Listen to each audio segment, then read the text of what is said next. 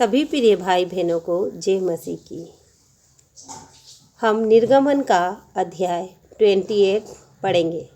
याजकों के पवित्र वस्त्र। फिर तू इस्राएलियों में से अपने भाई हारून और नादाब, अबीहू, एलियाजार और इतमार नामक उसके पुत्रों को अपने समीप ले आना कि वे मेरे लिए याजक का काम करें। और तू अपने भाई हारून के लिए वैभव और शोभा के निर्मित पवित्र वस्त्र बनवाना। और जितनों के हृदय में बुद्धि है, जिनको मैंने बुद्धि देने वाली आत्मा से परिपूर्ण किया है, उनको तू हारून के वस्त्र बनाने की आज्ञा दे कि वह मेरे निर्मित याजक का काम करने के लिए पवित्र बने। जो वस्त्र उन्हें बनाने होंगे वे ये हैं, अर्थात सीनाबंद और एपोद और बागा, चारखाने का अंगरखा, पगड़ी और कमरबंद। ये ही पवित्र वस्त्र तेरे भाई हारून और उसके पुत्रों के लिए बनाए जाएं कि वे मेरे लिए याजक का काम करें। और वे सोने और नीले और बैंगनी और लाल रंग का और सूक्ष्म सनी का कपड़ा ले।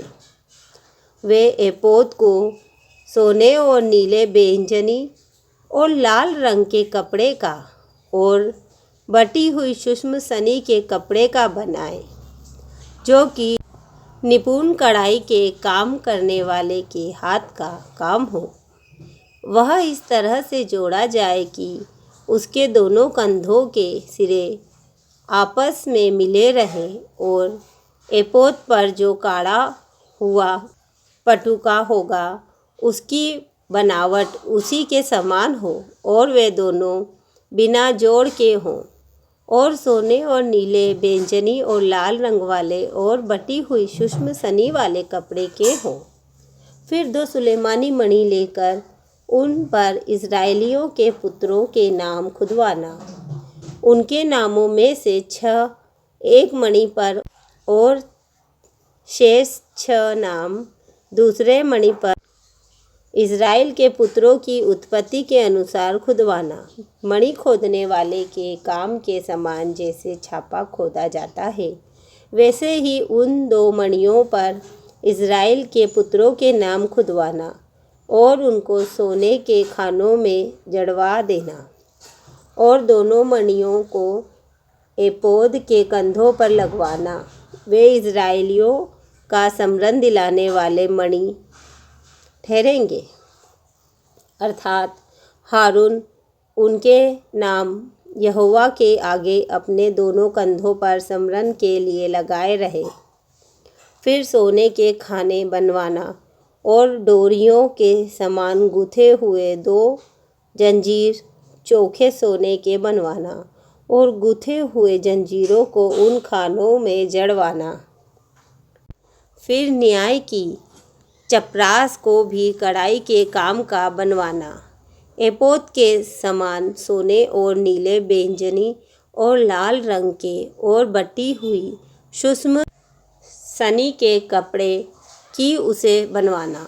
वह चौकोर और दोहरी हो और उसकी लंबाई और चौड़ाई 1-1 बीते की हो और उसमें 4 पंक्ति मणि जड़ाना। पहली पंक्ति में तो माणिक्य, पद्म, राग और लालड़ी हो। दूसरी पंक्ति में मरकत, नीलमणि और हीरा। तीसरी पंक्ति में लशम, सूर्यकांत और नीलम। और चौथी पंक्ति में फिरोजा, सुलेमानी मणि और यशब हो। यह सब सोने के खानों में जड़े जाएं और इस्राएल के पुत्रों के जितने नाम हैं उतने मणि हों, अर्थात उनके नामों की गिनती के अनुसार 12 नाम खुदे। 12 गोत्रों में से एक का नाम 1-1 मणि पर ऐसे खुदे जैसे छापा खोदा जाता है। फिर चपरास पर डोरियों के समान गुथे हुए चोखे सोने की जंजीर लगवाना और चपरास में सोने की 2 कड़ियाँ लगवाना और दोनों कड़ियों को चपरास के दोनों सिरों पर लगवाना और सोने के दोनों गुथे जंजीरों को उन दोनों कड़ियों में जो चपरास के सिरों पर होगी लगवाना और गुथे हुए दोनों जंजीरों के दोनों बाकी सिरों को दोनों खानों में जड़वा कर एपोद के दोनों कंधों के बंधनों पर उसके सामने लगवाना। फिर सोने की 2 और कड़ियाँ बनवाकर चपरास के दोनों सिरों पर उसकी उस कोर पर जो एपोद के भीतर की ओर होगी लगवाना। फिर उसके सिवाय सोने की 2 और कड़ियाँ बनवाकर एपोद के दोनों कंधों के बंधनों पर नीचे से उसके सामने और उसके जोड़े के पास एपोद के काढ़े हुए पट्टे के ऊपर लगवाना और चपरास अपनी कड़ियों के द्वारा एपोद की कड़ियों में नीले फीते से बांधी जाए। इस रीति पर एपोद के काढ़े हुए पट्टे पर बनी रहे और चपरास एपोद पर से अलग ना होने पाए। जब जब हारून पवित्र स्थान में प्रवेश करे तब तब वह न्याय की चपरास पर अपने हृदय के ऊपर इज़राइलियों के नामों को लगवाए रहे, जिससे यहोवा के सामने उसका स्मरण नित्य रहे। और तू न्याय की चपरास में उरीम और तुमीम को रखना, और जब जब हारून यहोवा के सामने आए तब तब वे उसके हृदय के ऊपर हो। इस प्रकार हारून इज़राइलियों के लिए यहोवा के न्याय को अपने हृदय के ऊपर नित्य लगाए रहे। फिर एपोद के मांगे को संपूर्ण नीले रंग का बनवाना। उसकी बनावट ऐसी हो कि उसके बीच में सिर डालने के लिए छेद हो और उस छेद के चारों ओर बख्तर के छेद की सी एक बुनी हुई कोर हो कि वह फटने ना पाए।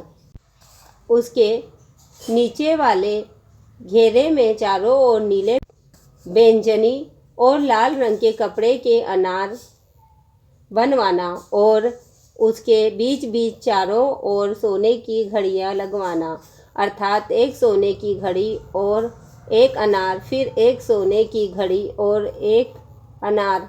इसी रीति से बागे के नीचे वाले घेरे में चारों ओर ऐसा ही हो।